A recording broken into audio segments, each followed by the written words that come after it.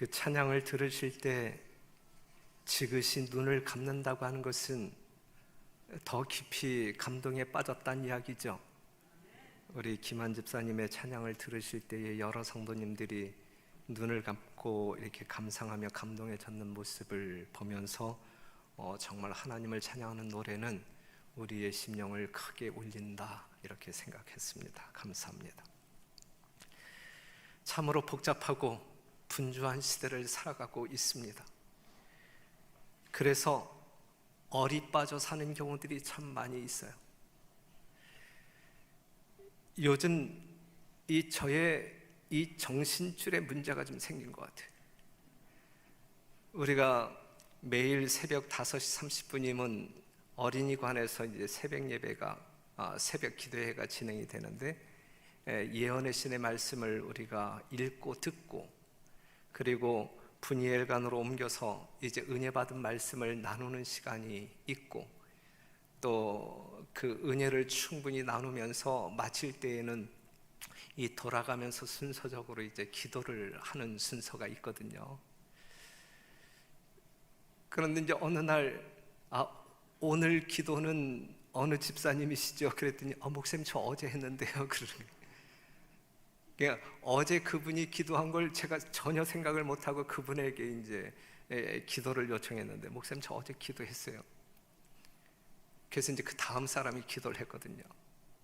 그 다음 날 오늘은 기도 어느 분이 하시겠습니다. 그랬더니 목사님 저 어제 기도했는데요. 여기 이제 하루 이틀이면 그래도 뭐 괜찮지 않겠어요? 이 나이에. 그런데 셋째 날이 되었는데 오늘은 어느 집사님이 기도하시죠. 그때 목사님 저 어제 기도했잖아요. 문제가 좀 있어요. 제가 저를 위해서 많이 기도해 주시기 바랍니다. 보통 이러한 사람들에게 할 수 있는 말은 제발 생각 좀 하고 살아, 제발 정신 좀 차려, 이러한 얘기 아니겠어요, 그렇죠? 그런데 이러한 대화가 우리 부부 사이에 빈번하게 있어요. 저는 우리 집사람에게 제발 정신 좀 차리고 살라고, 우리 집사람은 제발 나에게 생각 좀 하고 살라고 옥신각신하면서 시절을 보내고 있습니다. 생각 없이 말하고 생각 없이 행할 때에 자주 큰 일이 생깁니다. 여러분, 복잡하고 또한 혼란한 시대에 살아가고 있지만 생각 좀 하고 살아야 합니다. 우리 별내교회 모든 성도들은 생각 좀 하고 삽시다. 그러면 무엇을 생각하고 살아야 할까? 이 시대에, 이 혼탁한 시대에 우리는 무엇을 더 집중하여 생각하며 살아야 할까? 히브리서 3장 1절에 있는 말씀을 다 같이 읽고 시작하겠습니다. 그러므로 시작. 그러므로 함께 하늘의 부르심을 입은 거룩한 형제들아, 우리의 믿는 도리의 사도시며 대제사장이신 예수를 깊이 생각하라. 이 시대에 우리가 깊이 생각해야 할 것이 있다고 하면 오직 누구? 예수를 깊이 생각하라. 그런데 히브리서 3장 1절에 있는 말씀을 보게 되면 예수님의 어떠함을 깊이 생각하라고 했냐면 두 가지 영역으로 분류를 해주셨는데, 사도이신 예수 그리스도를 깊이 생각하라 그랬고, 두 번째는 대제사장이신 예수를 깊이 생각하라 그랬어요. 이 마지막 시대를 살아가고 있는 여러분, 사도이신 예수님을 깊이 생각하고 대제사장으로서 하늘 지성소에서 봉사하고 있는 그 대제사장이신 예수님을 깊이 생각하는 것이 이 시대에 여러분들이 온전한 신앙적 노선을 추구할 수 있는 생각거리다라고 생각을 합니다. 사도라고 하는 것은 여러분들이 아시는 바대로 보내심을 받은 자라고 하는 이야기예요. 예수님을 사도라 칭하는데, 히브리서 3장 1절에 있는 말씀을 보게 되면 사도이신 예수를 깊이 생각하라 그랬잖아요. 예수님이 사도라 칭함을 받았다는 이야기는 하나님께로부터 보내심을 받았다는 이야기예요. 그렇죠? 하나님께서 보내심으로 말미암아 예수님이 이 땅에 여러분들에게 찾아오셨는데 어떠한 직분을 가지고, 사도의 직분을 가지고 오셨다. 그러면 사도들이 하는 일이 뭐냐? 하나님께서 예수 그리스도를 사도로 여러분들에게 보내신 목적이 무엇이냐라고 이야기할 때, 하나님의 어떠함을 잘못 이해하고 있는 사람들에게 일깨워주기 위함이고, 우리 하나님께서 여러분들을 구속하시겠다고 하는, 구원하시겠다고 하는, 사망에서 생명으로 옮기시겠다고 하는 이 영원한 복음을 강력하게 증거하기 위하여 예수님을 사도로 보내셨다라고 하는 사실이죠. 그러면 이 사도이신 예수님이 이 땅에 생애하실 때에 그 생애의 모습을 여러분들이 깊이 생각을 한다고 하면, 예수님이 나를 구원하기 위하여 얼만큼 애를 썼고 그 모든 행동 속에 하나님의 사랑이 얼마나 크게 묘사되고 있는지 알 수 있다. 그것을 깨닫고 하나님께 나아가도록 하기 위하여 우리에게 이 아침 사도이신 예수를 깊이 생각하라라고 하는 메시지를 주고 있는 것입니다. 오늘 이 말씀을 우리가 함께 공부하면서도 예수님에 대하여 깊이 생각하지 아니한다고 하게 되면 여러분들에게 은혜의 시간이 그만큼 잃어버려질 수 있어요. 사도이신 예수님이 이 땅에 오셔서 어떻게 일하셨는지 한번 보면, 누가복음 4장 18절, 주의 성령이 내게 임하셨으니 이는 가난한 자에게 복음을 전하게 하시려고 내게 기름을 부으시고 나를 보내사, 그랬어요. 그러니까 하나님께서 예수님을 보내신 이유가 가난한 자에게 복음을 전하게 하시려고, 포로된 자에게 자유를, 눈먼 자에게 다시 보게 함을 전파하며 눌린 자를 자유케 하고 주의 은혜의 해를 전파하게 하려 하심이라 하였더라. 그냥 한마디로 이야기한다고 하면, 잃어버린 여러분들을 구원하기 위하여 일하신다, 이렇게 일하신다, 이렇게 말할 수 있어요. 그래서 마태복음 4장 23절, 예수께서 온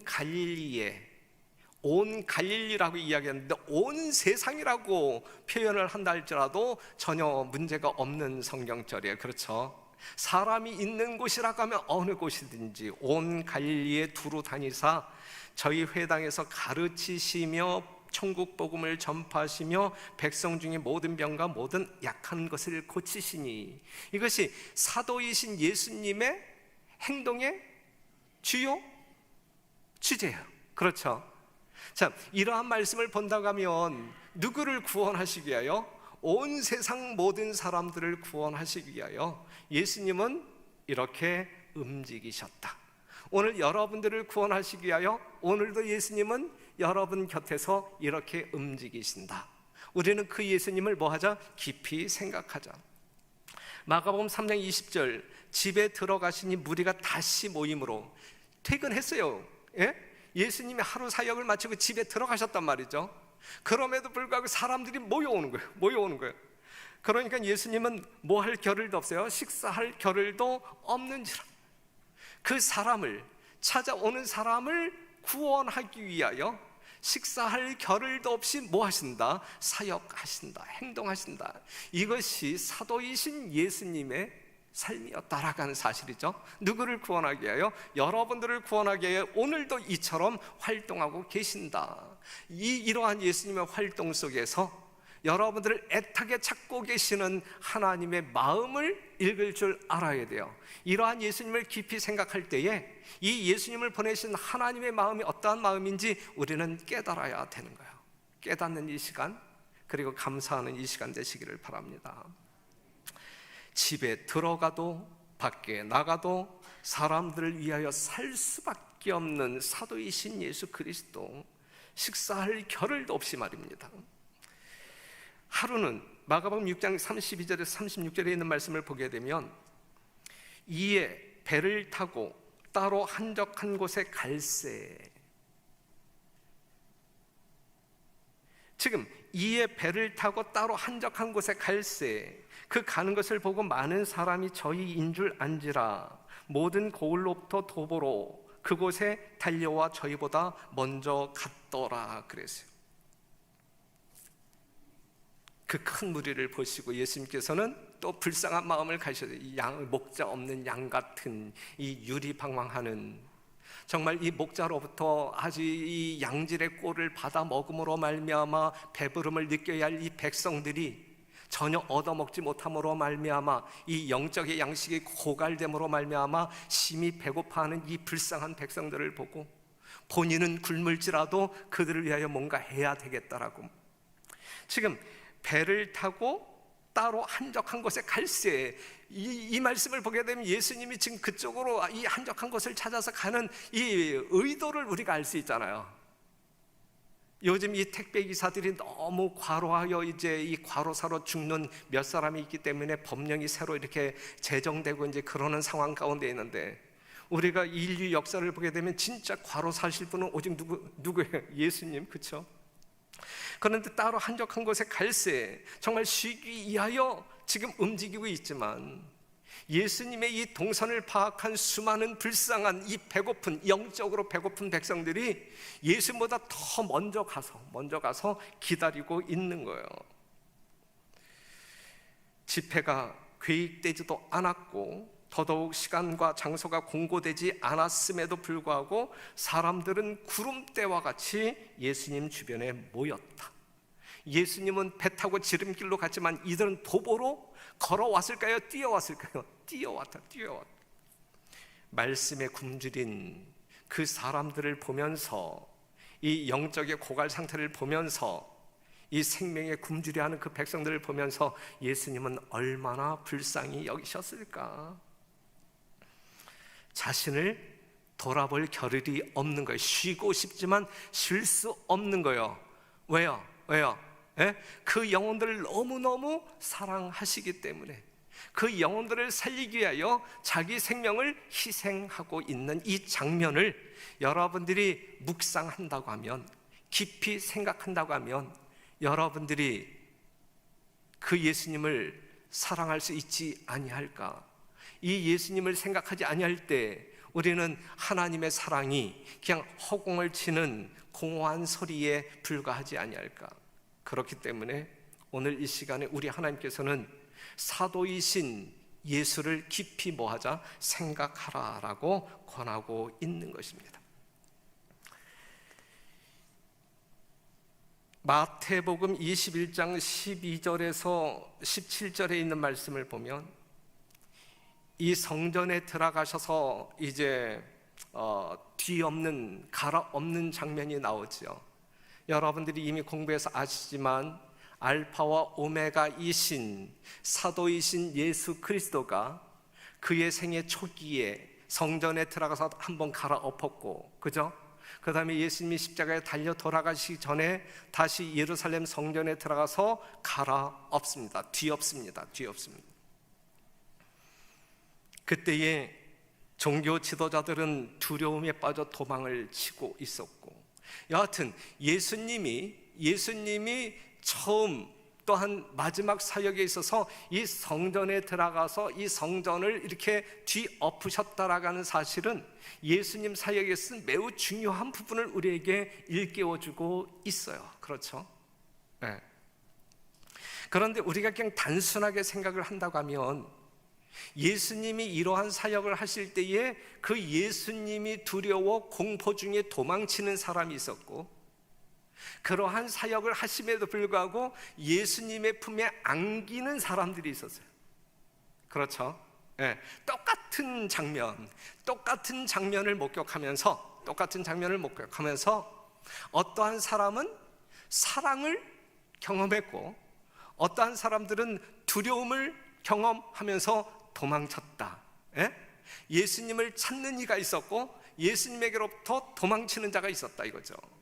사랑하는 성도 여러분, 이 안식일의 주인 되신 그 예수님을 여러분들이 깊이 생각할 때 그 예수님은 여러분들이 안겨야 할 예수님일까? 아니면 도망쳐야 할 예수님일까? 그 예수님이 너무너무 좋아서 그의 가슴을 파고드는 우리 별내교회 성도들이어야 합니다. 그렇죠? 그러한 사람들이 하늘에서 그분과 동행할 수 있는 거예요. 함께 살 수 있는 거예요. 만약에 예수님과 함께 거하는 것이 불편하게 느껴진다고 하면 우리는 이 천국의 주인이신 그 주님과 우리는 영원히 함께 할 수 없어요.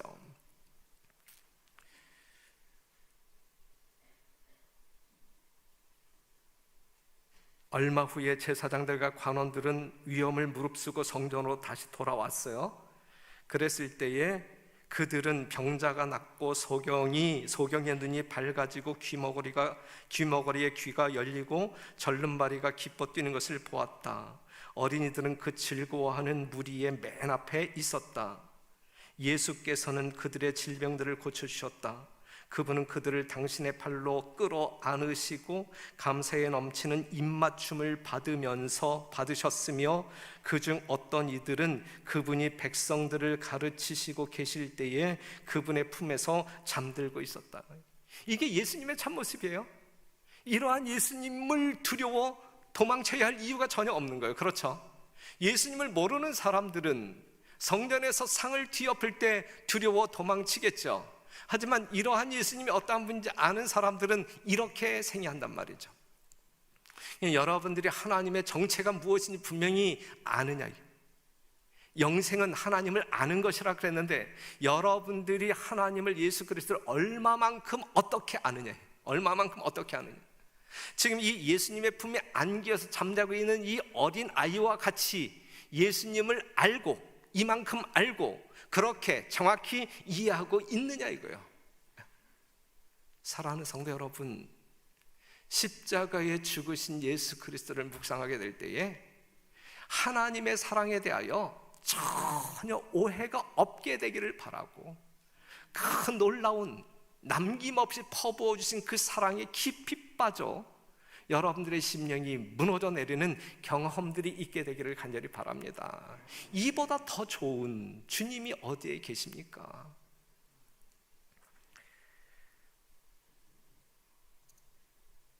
사도로 보내심을 받아 가련한 백성들을 돌보시고 구원하시는 예수님, 하늘 아버지의 사랑을 그대로 나타내 보이시는 사도이신 예수 그리스도를 깊이 뭐하자? 생각하자.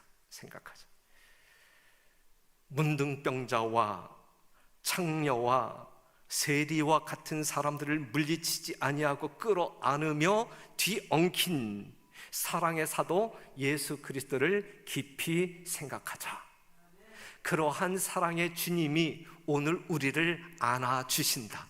우리를 구원하신다. 우리에게 생명력을 공급하신다. 여러분들이 가지고 있는 모든 죄를 다 용서하시고 탕감하시고 여러분들이 가지고 있는 모든 염려와 근심을 다 책임질 수 있는, 짊어질 수 있는 분임을 우리가 생각하면서 그 예수님께 모든 것을 맡기는, 전적으로 굴복하는, 그리하여 여러분들 심령 가운데 진정한 쉼을 경험하는, 하늘의 평안을 누리는 여러분과 제가 되기를 간절히 바랍니다. 그런데 예수님께서 성전을 뒤엎으시면서 하시는 말씀, 내 집은 뭐 하는 집이라? 만민이 기도하는 집이라 그러세요. 만민이 기도하는 집이라. 만민이 기도하는 집이기에, 하나님이 거하시는 집이기에, 하나님이 모든 만민의 기도를 들으시는 거룩한 성전이기에 그 성전을 더럽혀서는 안 된다. 사람들의 이기심으로 말미암아 더러워져서는 안 된다. 내 집은 만민이 기도하는 집이라. 하나님은 뭐 하는 집이에요? 하나님의 교회는 뭐 하는 집이에요? 기도하는 집. 기도하는 집. 하나님과 사랑의 대화를 나누는 공간. 이게 하나님의 집, 하나님의 교회란 말이죠. 이 말씀은 또다시 하나님의 자녀들은 뭐 하는 사람이어야 한다는 이야기예요. 기도하는 사람이어야 한다는 이야기예요. 기도하는 사람이어야 한다. 늘 하나님과 더불어 사는 사람이란 말씀이죠. 그런데 우리는 왜 기도하지 않느냐? 기도 많이 하십니까? 하루에 몇 분이나 기도하십니까? 몇 번이나 기도하십니까? 너무 바빠서 기도할 시간이 없죠? 너무 바빠서 기도할 시간이 없어요. 너무 한가해서 기도할 시간이 없어요. 너무 바빠서 기도할 시간이 없으실 것 같아서 매일 새벽 기도회에는 그냥 이렇게 오실 수 있는 분들만 오라고 이렇게 그래서 바쁘지 아니하는, 너무나 바쁘기 때문에 이제 그렇게 요청하고, 바쁘지 아니할 일요일만큼만이라도 우리가 하나님의 집에 모여서 만민이 기도하는 이 집에 모여서 기도하자라고 목 놓아 이야기한달지라도 그 다음 오늘이 안식일이잖아요. 내일 딱 보게 되면 안 와. 특정 대상들을 말하지 않아도 알겠죠.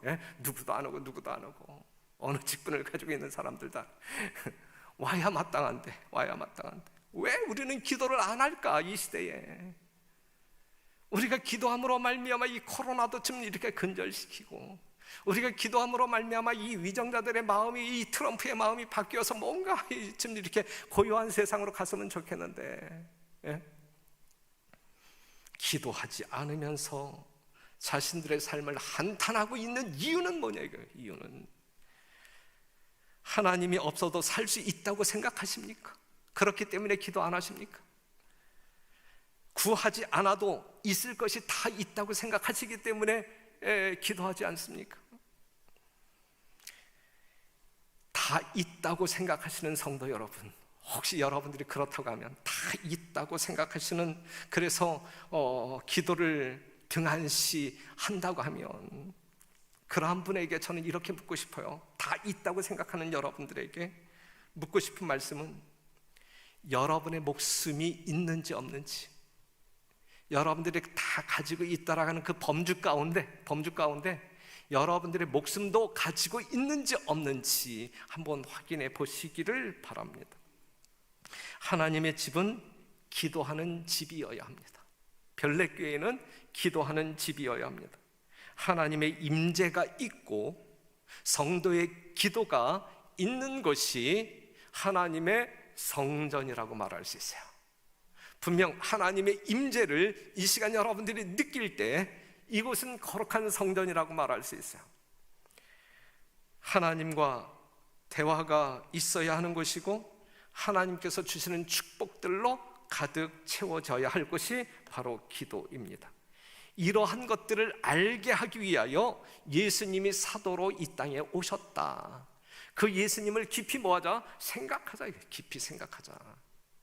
그냥 한지를 생각 없이 그냥 얼빠진 상태로 우리가 살아서는 안 되고, 그렇죠? 이 예수를 깊이 생각하면서, 매일 매순간 깊이 생각하면서 내 자신의 위치가 올바른 위치에 있는지, 지금 내가 하고 있는 일이 올바른 일을 하고 있는지, 하나님께 합당한 가치가 있는 삶을 살아가고 있는지 우리가 점검하면서, 어떻게? 매순간 그렇게 살기 위해서 예수를 뭐하자? 깊이 생각하자. 그 다음에 대제사장이신 그리스도를 깊이 생각하자.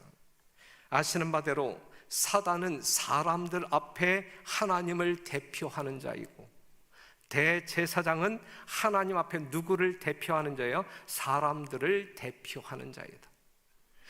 이 사도이신 예수님은 하나님의 것을 가지고 오셔서 여러분들에게 펼쳐 보이신 분이고, 승천하셔서 대제사장의 직분을 가지고 지성소에 들어가신 이 대제사장이신 그리스도는 여러분들의 것을 가지고 하나님께 펼쳐 보이심으로 하나님의 자비를 구하고 있는 분이다라고 하는 사실. 사도이신 예수님이나 대제사장이신 예수님이나 오직 누구를 위하여 존재하는 분? 우리들의 구원을 위하여 존재하는 분이 틀림이 없어요. 자, 지금 예수님은 어디에 계십니까? 하늘 지성소 다니엘 7장 9절에 10절에 있는 말씀을 보면, 이 말씀을 보게 되면 심판이 나오니까 또 사람들이 그냥 또 오금을 저리면서 이 두려워해 하나님을, 그죠?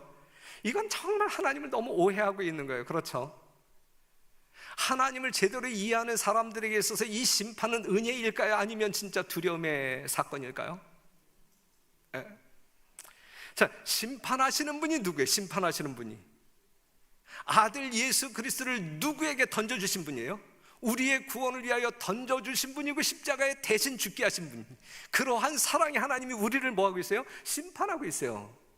그럼 그 심판의 목적이 무엇일까요? 구원일까요? 아니면 멸망일까요? 여러분들을 멸망시키기 위함일까요? 아니면 구원하기 위함일까요? 예. 그러니까는 우리가 하나님의 존재, 하나님의 정체를 분명히 알아야 돼요. 하나님은 사랑이시라 우리가 암송은 함에도 불구하고 하나님을 사랑의 하나님으로 이해하고 상대하지 아니한다고 하면 우리들의 신앙은 잘못된 신앙을 걸어갈 수밖에 없어요. 다니엘 7장 9절에 10절에 있는 말씀, 내가 보았는데 왕자가 놓이고 옛적부터 항상 계시니가 좌정하셨는데 그 옷은 희기가 눈 같고 그 머리털은 깨끗한 양의 털 같고 그 보좌는 불꽃이여 바퀴는 붙는 불이며 불이 강처럼 흘러 그 앞에 나오며 그에게 수종하는 자는 천천히요 그 앞에 시위한 자는 만만이며 심판을 베푸는데 책들이 놓였다. 심판을 베푸는데 책들이 놓였더라. 나의 죄가 기록된 책에 펼쳐져. 두려워. 이렇게 되는 거거든. 예? 하나님을 그렇게 생각하지 마세요.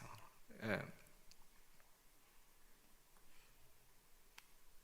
그런데 바로 이제 그 하나님 앞에 누가 탁 나타나는 거예요. 예? 누가 탁 나타나요? 예?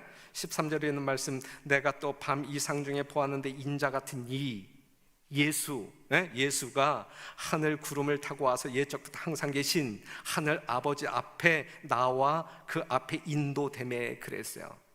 이때에 등장하신 이 예수님의 모습이 어떠한 모습이냐면 히브리서 9장 11절에 있는 모습이라고요.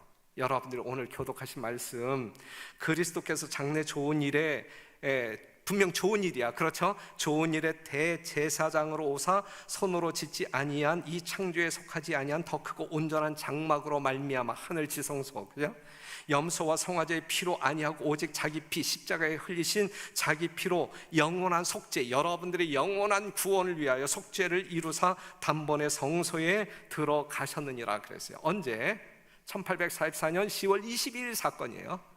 예? 승천하신 예수님이 하늘 지성소에 들어가는 사건을 이야기하고 있어요. 바로 이때에 하나님은 심판하기 위하여 좌정하셨고 그 앞에 대제사장이신 예수 그리스도가 자기의 피를 가지고 이제 하나님 앞에 서셨다. 굉장한 사건이에요. 굉장한 사건. 그런데 보세요. 이 하나님 앞에 서신 이 예수님의 모습을 보게 되면 여호와의 명령은 아론이 성소에 들어갈 때에는 이스라엘 아들들의 이름을 기록한 이 판결 흉패를 가슴에 붙여 여호와 앞에 영원한 기념을 삼을 것이니라는 것이 없다. 그와 같이 크신 대제사장이신 그리스도께서 죄인을 위하여, 여러분들을 위하여 아버지 앞에서 그분의 피로 탄원할 때 회개하고 믿는 각 영혼의 이름을 그분의 마음에 지니신다 그랬어요. 이 가슴에 달려있는 판결 흉패에 이스라엘 백성들의 이름을 가지고 아버지 앞에 나아간 것처럼 십자가에서 찢겨진, 터진, 파열된 그 심장 속에 여러분들의 이름을 가지고 하나님 앞에 어떤 하나님? 심판하시는 하나님, 구원받을 자가 누구인지 분별하시는 그 하나님 앞에 여러분들의 이름을 제시하고 있다. 이 심판이 여러분들을 구원하는 어떤 그 과정 속에 있는 심판이 아니면 여러분들을 멸망하기 위하여 그냥 쌍불을 켜고 있는 그러한 모습이에요. 아버지도 어떠한 마음으로 심판하실까? 예수님은 어떠한 마음으로 여러분들을 중보하실까? 대제사장의 가슴에 이스라엘 백성들의 이름이 있었듯이 대제사장이신 예수님의 마음에 누구의 이름이 있어요? 여러분들의 이름이. 여러분들의 이름이. 그렇기 때문에 누구든지 그리스도 안에 있으면 새로운 피조물, 바로 이 하나님이 심판하실 때에 그 예수님의 이 가슴팍에 이 마음에 여러분들의 이름이 있다고 하면 그 영혼들은 하늘에서 살 수 있는 영혼들, 그렇죠? 그런즉 누구든지 그리스도 안에 있으면, 그래서 우리는 예수님 안에 있어야 돼. 날아가는 존재는 예수님 안에 있어야 돼. 요한복음 15장 10절, 내가 아버지의 계명을 지켜 그의 사랑 안에 거하는 것 같이, 하나님의 사랑 안에 거할 수 있는 방법은 하나님의 계명을 지킬 때, 그런 것, 예수님도 그렇게 함으로 아버지 안에 계셨고, 그 다음에 너희도 내 계명을 지키면 내 사랑 안에 거하리라 그랬어요. 이것이 거듭난 자의 삶인 것입니다. 우리 별내교회 모든 성도들의 삶 가운데 이 하나님의 사랑이 있게 되기를 바라고, 지금 이 조사심판의 시기에 여러분들의 이름이 대제사장이신 예수 그리스도의 마음에 품어진 이름들이 되기를 간절히 바라고, 그렇기 때문에 여러분들을 위하여 나의 피 하면서 중보하시는 그 예수님을, 그 대제사장이신 예수님을 여러분들이 깊이 생각할 때에 여러분들 심령 가운데 은혜가 되겠느냐, 이게 되고도 남지, 그 예수님께 감사할 마음이 생기겠느냐, 생겨야 마땅하지. 이게 살아있는 성도들의 삶이 아니겠습니까? 그래서 요한계시록 22장 10절에서 22절에 있는 말씀을 보게 되면, 이제 모든 것이 이제 이렇게 결정되어진 이후에 12절에 있는 말씀 보면, 보라 내가 속히 오리니. 이제 심판은 끝나서 이제 11절에 있는 말씀을 보게 되면 이제 조사 심판이 끝났고, 12절, 보라 내가 속히 오리니 내가 내게 줄 상이 내게 있어 각 사람에게 그의 일한 대로 갚아주리라 그랬어요. 재림하시는 예수님은 뭘 가지고 오셔요? 상을 가지고 오신다. 여러분들에게 줄 상을 가지고 오신다, 이거예요. 여러분들에게 줄 상이 있어. 이 상을 가지고 오시는 예수님의 마음은 또 어떠한 마음일까? 예? 여러분들에게 좋은 선물을 주기 위하여 달려오시는 예수님은 정말 쾌속으로 오실까, 아니면 느린 걸음으로 오실까? 그래서 속히 오신다. 주고 싶어서, 여러분들에게 주고 싶어서 속히 오신다. 그래서 조사심판이라고 하는 것은 하나님께서 상 주실 자들의 명단을 분류하는 심판이에요. 네. 누구에게 상을 줄까? 상 받을 사람이 누구일까? 이것을 분류하는 그러한 심판이 조사심판이란 말이죠. 이것이 지금 하나님과 예수 그리스도 사이에서 일어나고 있다. 그런데 그 하나님은 어떠한 하나님? 그 예수님은 어떠한 예수님? 그러면 여러분들이 지금 어떻게 살아야 할까? 예? 정말 그 사도이신 대제사장이신 예수님을 여러분들이 생각하고 사는 사람들이라고 하면 여러분들은 어떻게 살아야 마땅할까요?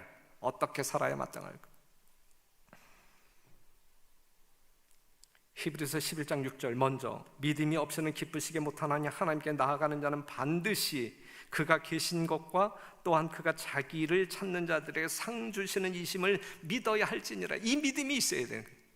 진짜 아버지가 누구인지, 아들이 누구인지 알아야 돼. 그렇죠?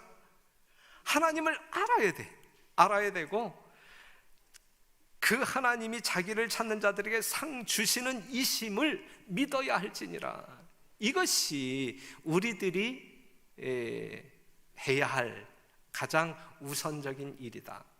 그냥 예수님이 상 주시기 위하여 여러분들에게 오신다, 이게 재림이라 그랬잖아요. 그렇기 때문에 우리에게 상 주실 분이 누구인지를 알고 믿고 그 예수님을 기다리는 것이 오늘 우리에게 합당한 성도의 삶이다 라고 하는 사실입니다. 그런데 그 예수님이 모든 사람들이 아무도 멸망치 않고 다 회개하기에 이르기를 원하기 때문에 그 시간을 조금 지체할 수는 있어요. 진짜 오고는 싶은데, 진짜 빨리 오고는 싶은데, 그래도 구원해야 할 영혼이 아직 한 명, 우리 별내교회 성도들 중에서 아직 한 명이 정말 이른 양 한 명이 아직 회개하지 아니하고 할랑말랑하고 있으니까 이것을 참아주기 위하여 예수님이 뭐 하고 있는 거예요? 오시지 않고 있는 거예요. 그 한 분이 누구예요? 예? 그 한 분이 누구예요? 손 들어봐요. 예? 회개하시기 바랍니다. 회개하시고 그분이 회개해야만 예수님 오실 수 있어요. 예. 그래서 레위기 23장 27절에서 32절 보게 되면 대속죄 일에 대해서 언급하면서 모든 성도들이 성전을 향하여 자기의 마음을 괴롭게 하고 철저히 정말 하나님을 믿지 않는 죄, 예수 그리스도의 어떤 그 희생을 선택하지 않는 그러한 죄들을 낱낱이 회개하도록 하나님께서는 요청하고 있다는 말씀입니다. 우리가 해야 할 일은 뭐예요? 회개입니다. 회개. 심판대에 기록한 책들을 펼치면 예수님을 믿은 모든 사람들의 생애가 하나님 앞에 나타난다. 그냥 믿음에 합당한 삶을 살면 돼. 예? 그죠? 예수님을 믿는 믿음에 합당한 삶을 살면 아무런 문제가 없어요. 그렇게 살지 아니하니까 심판이 두려운 거예요. 그냥 예수님을 믿기만 하면 구원받을 수 있고, 예수님을 믿는 사람들이 합당한 삶을 살면 아무런 두려움이 없는데, 그렇게 살지 아니하면서 하나님에 대하여 불평불만하고 또 엉뚱하게 이야기하고 너무 두렵네, 심판이 너무 괴롭네 이렇게 이야기하는 것은 그건 거듭난 자의 어떤 그 소리는 아니다. 그건 마귀의 소리지 하나님의 거듭난 백성들의 입술을 통하여 나오는 천사의 소리는 아니다. 이제 밑에서 네 번째 줄 보면 어떤 이들은 간합되고 어떤 이들은 이름들은 거절된다. 누구든지 회개하지 않고 용서받지 못한 채 기록책에 죄를 남겨두고 있으면 그들의 이름은 생명책에서 지워지고 그들의 선행의 기록도 하나님의 기념책에서 지워질 것이다. 그랬어요. 하나님께서 이렇게까지 하셨는데, 예수님께서 이렇게까지 하셨는데, 그죠? 예? 그럼에도 불구하고 우리가 여전히 그 하나님을 신뢰하지 못하기 때문에 그 하나님께 모든 것을 내려놓지 못하고 그냥 하나님 대신 내 멋대로의 삶을 산다고 할 때 이건 너무 어처구니 없는 것 아니겠어요? 하나님은 여러분들에게 모든 것을 희생하셨는데, 그렇게 함으로 말미암아 하나님의 사랑이 어떠한지 분명히 보여주셨는데, 그럼에도 불구하고 더 할 것이 없을 만큼 다 보여주셨음에도 불구하고 그 예수님을 영접하지 아니하고 그 하나님의 뜻과는 전혀 상관없이 멋대로 그냥 삶을 사는데, 그것이 그러니 우리가 마지막 때 하나님 앞에 뭔 할 말이 있겠어요? 할 말이 없는 거죠. 예, 그렇기 때문에 사랑하는 성도 여러분, 심판장이신 하나님을 두려워하지 말게 되시기를 바라고, 우리 하나님은 심판 자리에 앉았어도 사랑의 하나님이시지 다른 하나님이 아니란 말이죠. 더더군다나 우리 그 예수님의 마음에 우리의 이름을 가지고 하나님을 대하여 서 계신 대제사장이신 예수 그리스도를 우리가 생각할 때 어찌 우리가 그 예수님을 따르지 않을 수 있겠습니까? 그렇기 때문에 진정한 회개는 하나님의 사랑을 깨닫고 하나님께로 돌아가는 게 진짜 회개예요. 그렇죠? 예. 집 떠난 탕자가 다시 아버지의 집으로 돌아가는 게 회개예요.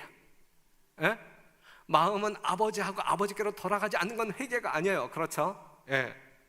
불순종한 아들이 하나님의 말씀에 순종하는 것이 진정한 회개란 말씀이죠. 그래서 에스겔 33장 11절, 주 여호와의 말씀에 나의 삶을 두고 맹세하노니 나는 악인의 죽는 것을 기뻐하지 아니하고 악인이 그 길에서 돌이켜 떠나서 사는 것을 기뻐하노라. 이스라엘 족속아, 이 별내교회 모든 성도들아, 돌이키라. 너희의 악한 길에서 떠나라. 어찌 죽고자 하느냐. 여기서 악한 길이라고 하는 것은 예수님의 길이 아닌 그 길이 악한 길이에요. 예수님께서 가신 그 길, 그것이 선한 길이에요. 그렇기 때문에 우리는 아직 남아있는 시간 동안에 우리의 마음을 찢어야 합니다. 우리의 마음을 누구의 마음을 찢어요? 우리의 마음을 찢어야 돼. 우리의 마음을 찢어야 돼. 다른 사람의 마음을 제발 찢지 마요. 우리의 마음을 찢어야 돼. 우리의 마음을 찢어야 돼. 오늘날 못된 성도들 자기의 마음은 찢지 아니하고 다른 사람의 마음을 찢는 일에 얼마나 열중하는지 몰라요. 제가 별내교회에서 행복한 것은 무엇이냐면 그러한 성도들이 없기 때문에 행복해요. 그러한 성도들이 없기 때문에. 그런데 많은 그 동료 목회자들하고 이야기하게 되면 그러한 성도들이 간혹 있는 것 같아요. 뭐 많지는 않지만, 재림교회에 그러한 성도들이 많지는 않지만 간혹 있는 것 같아요. 제발 찢어야 할 마음이 있다고 하면 내 마음이지 다른 사람의 마음이 아니에요. 다른 사람 마음 찢지 말고 그럴 시간 있으면 누구의 마음을 찢자? 내 마음을 찢자. 예. 다른 사람의 마음을 건드리지 말고 자신의 양심을 건드리시는 성령의 음성에 응답하여 회개하는, 예? 그러한 별내교회 성도 여러분 되시길 간절히 바라면서 말씀 마치겠습니다.